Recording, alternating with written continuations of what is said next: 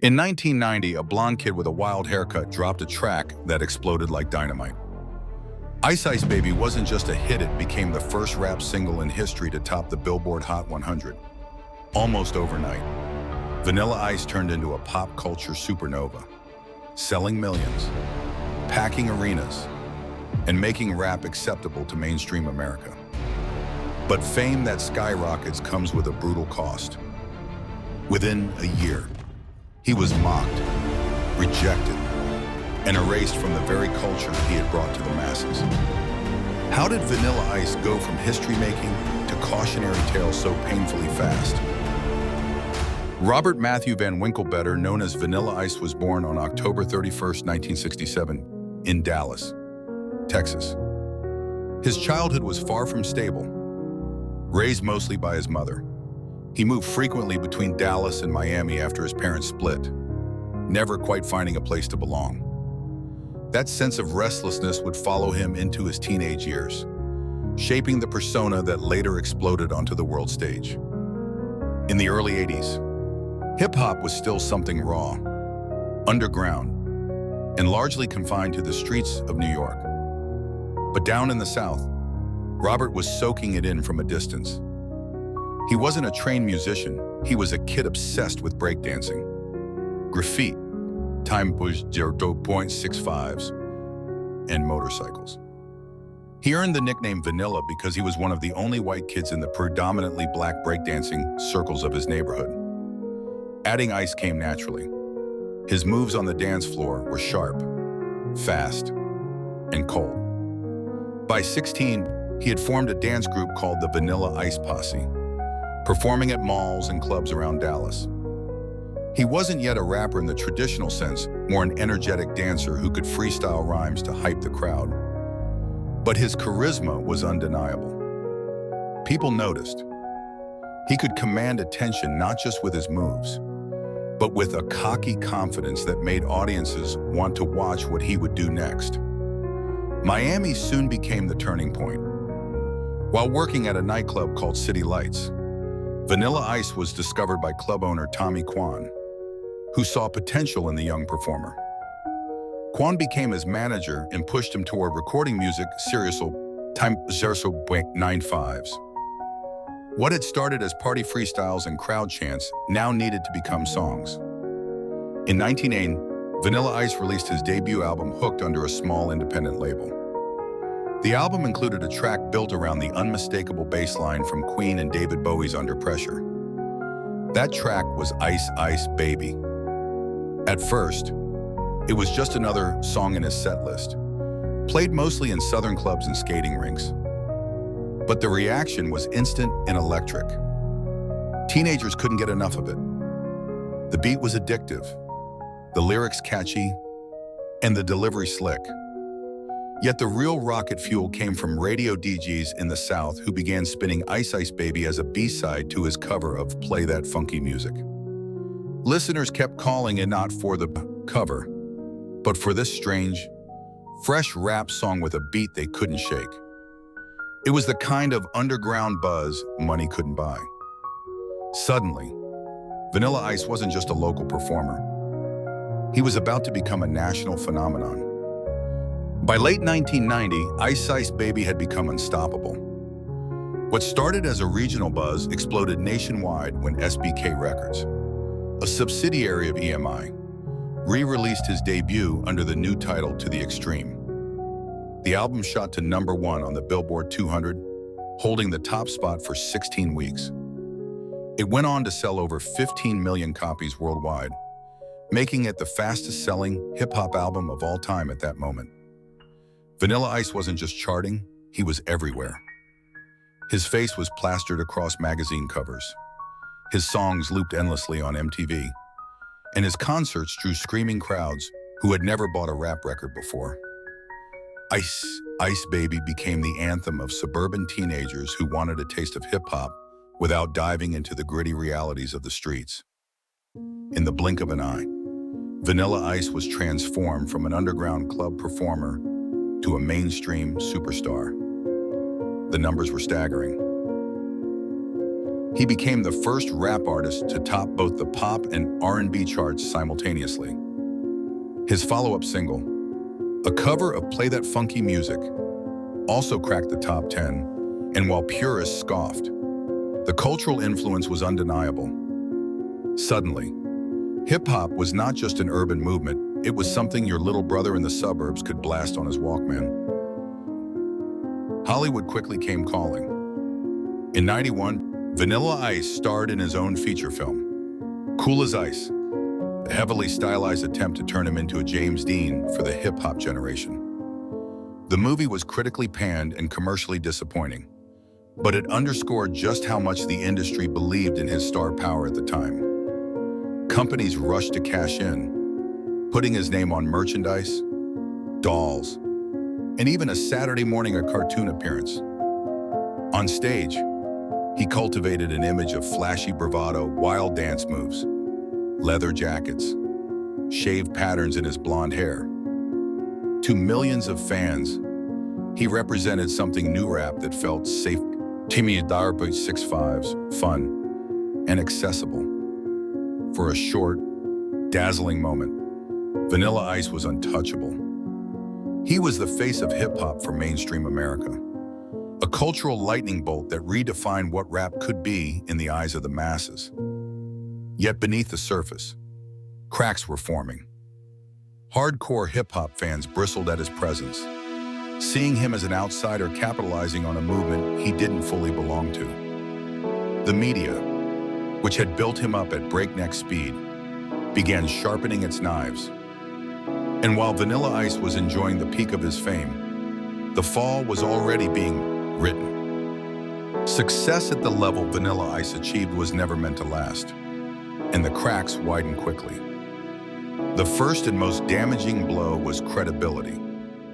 Hardcore hip-hop audiences, already skeptical of a white rapper dominating the charts, seized on the fact that Ice Ice Baby had borrowed its signature bass line directly from Queen and David Bowie's Under Pressure. For weeks, Ice denied the obvious similarity in interviews, trying to argue that his version had a tiny difference. The denial only made him look disingenuous, and eventually the legal dispute was settled out of court. To the public, it painted him as a fraud who had built his empire on stolen sounds. Then came the press. The same media outlets that had crowned him the face of hip-hop now tore him apart. Magazine covers labeled him a joke. Comedians made him the punchline of late-night TV. Critics dismissed his success as a fluke, an accident of timing rather than talent. The backlash was swift, merciless, and amplified by the growing perception that he wasn't authentic. The release of his 1991 film Cool as Ice poured gasoline on the fire. Critics eviscerated it, audiences stayed away, and the box office flopped. What was supposed to cement him as a multi-platform star instead became a symbol of his overexposure.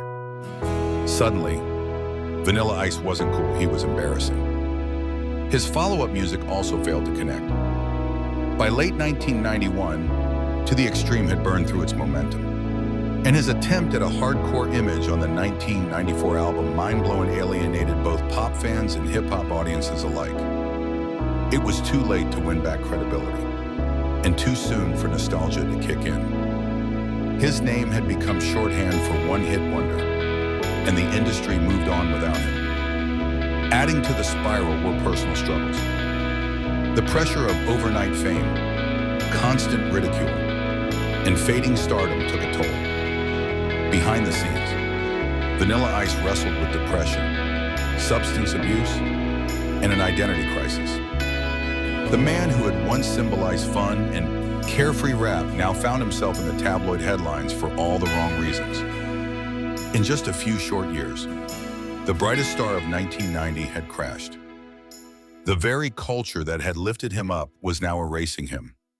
And Vanilla Ice, once untouchable, was learning how brutal fame could be when the world decides it no longer wants you. By the mid-1990s, Vanilla Ice was no longer the cultural juggernaut he had once been. The backlash had stripped him of credibility, and the industry moved on to embrace artists with deeper roots in hip-hop authenticity, figures like Dr. Dre, Snoop Dogg, and Tupac. Compared to them, Vanilla Ice looked like a relic of an awkward transition, the symbol of a moment when mainstream America flirted with rap but didn't yet understand it. The word sellout haunted him. For critics, he became the textbook case of an artist manufactured and marketed until the bubble popped. For fans, he was a guilty memory, a song they might laugh about at parties but would never admit to once blasting on repeat. His fall wasn't just commercial, it was cultural. Vanilla Ice wasn't simply forgotten, he was actively rejected.